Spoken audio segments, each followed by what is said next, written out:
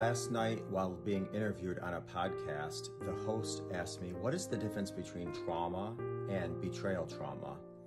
And I was going down a list of a few key differences.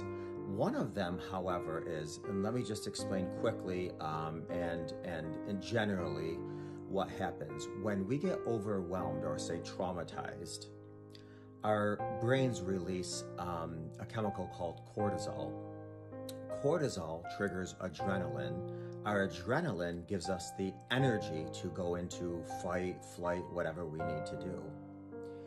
Shortly after that, however, our brain then releases oxytocin. Oxytocin is what gives us that bonding chemical, that connecting chemical. And so what we want to do is we want to go and connect with someone to feel safe. So here's the deal. If you have a major loss in life, if a parent dies, or if you lose a child, or you get sexually violated as an adult, or you know, whatever causes trauma within you, all these things are happening and according to how they're supposed to happen, including oxytocin, because then you go and share it with somebody. You call the police, you call your friend and say, I can't believe my house was burglarized and my favorite jewelry was taken, or my favorite tool was taken, and you know, I feel so violated and invaded, whatever. With betrayal trauma, however, what happens is that we often don't tell people. And when we don't tell people, that trauma is like a liquid lava that stays in our body.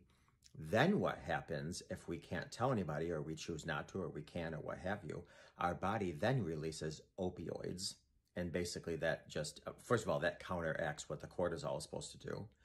And that's just completely sets us up for, okay, get ready for pain, and you're gonna have to deal with this pain alone. Which is why, I mean, I'm not going to get into that. There's a big link between people that are traumatized and people that either cut or get on drugs, you know, things like that.